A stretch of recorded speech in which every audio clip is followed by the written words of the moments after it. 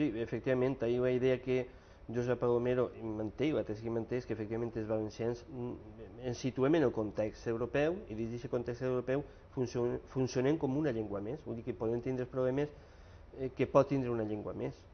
I fins i tot el tema està en el tema de la codificació, efectivament es fa en l'any 1932, però n'hi ha llengües que estan fent i que s'han fet posteriorment, llengües i que contínuament o fins i tot estan revisant el tema de l'ortografia, perquè clar, la llengua no és un element estàtic, va evolucionant, va canviant i per tant la normativa sempre s'ha d'anar adaptant a les circumstàncies i al que parla la gent també. I en aquest aspecte els valencians hem actuat, pense que com s'ha actuat en les altres llengües europees. I en aquest aspecte també hem d'estar ben satisfets també. Una darrera qüestió. Els teus llibres, el primer té el títol, el primer sobre aquesta qüestió, l'interès per la llengua dels valencians, el subtítol d'aquest llibre també parla de l'interès per la llengua dels valencians al segle XX. Tu creus que d'ací un segle hi haurà algú altre que puga escriure un llibre on es diga l'interès per la llengua dels valencians al segle XXI fent memòria de tot el que ha passat? Jo vull pensar que sí. Els valencians, en unes condicions molt més adverses, hem mantingut la nostra llengua. Hem mantingut el valencià. L'hem sabut transmetre als nostres fills. I jo espero que nosaltres estiguem també a l'alçada de les circumstàncies del moment històric.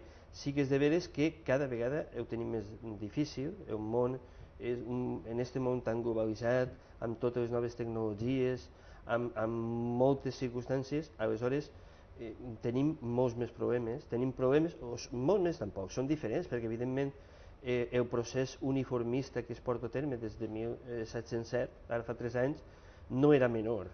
Nosaltres tenim uns altres problemes i per tant uns nous reptes i hem de saber vencer-los. En aquest aspecte sí que m'agradaria assenyalar un aspecte, i és que les normes de Castelló ens van donar una lliçó d'unitat, una lliçó de consens, una lliçó de diàleg, i que aquesta lliçó l'hem d'aprendre també. I això sí que espero que aquest llibre ho pugui transmetre. En el moment en què els valencians van decidir estar units i amb un mínim de coherència actuar sobre la llengua, hem sabut mantindre-la i hem sabut portar el que era important en aquell moment, que era l'ortografia, fins a l'actualitat. Evidentment, el repte actual és l'ús del valencià, l'ús diari del valencià, i en tots els àmbits d'ús, i aquest és el repte que tenim. Per tant, en aquest aspecte pense que els valencians hem de ser capaços de posar-nos d'acord per a treballar per l'ús del valencià en tots els aspectes. I quan dic els valencians en general estic parlant de les institucions, però no únicament de les institucions, sinó de la societat civil i en tots els àmbits.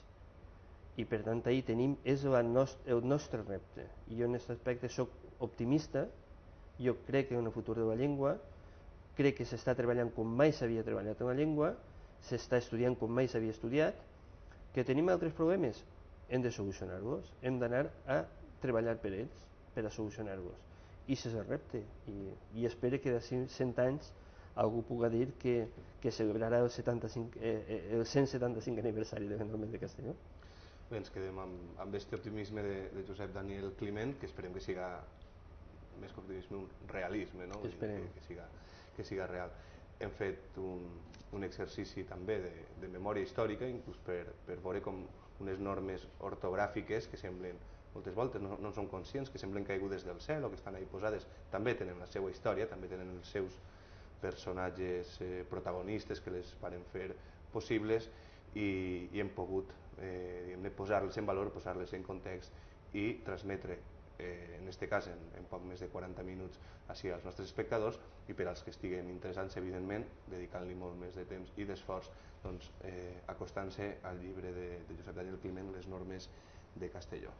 Josep, moltes gràcies per la teva presència. Moltes gràcies a vosaltres per tot el que feu cada dia, també per la llengua, perquè evidentment els mitjans audiovisuals és un dels punts on més s'ha d'incidir i on ho tinguem més malament, però és on més s'ha de treballar, i per tant també gràcies a vosaltres pel que feu per la llengua. Doncs amb aquest mutu agraïment, i l'agraïment també a tots vostès per la seva atenció, i perquè segurament són també gent molt interessada en aquesta llengua nostra, doncs visca i que es transmeta, com deia Josep Daniel Climent, als fills, als nets i a totes les generacions futures, doncs, amb aquesta intenció, entre altres. Evidentment fem esta televisió i ens adrecem a tots vostès cada nit des d'ací, cada dia des d'ací. Molt bona nit, els esperem demà per a fer l'última anàlisi de la temporada, perquè ja s'acosten les vacances de Nadal i també nosaltres farem uns dies de descans. Molt bona nit i fins demà.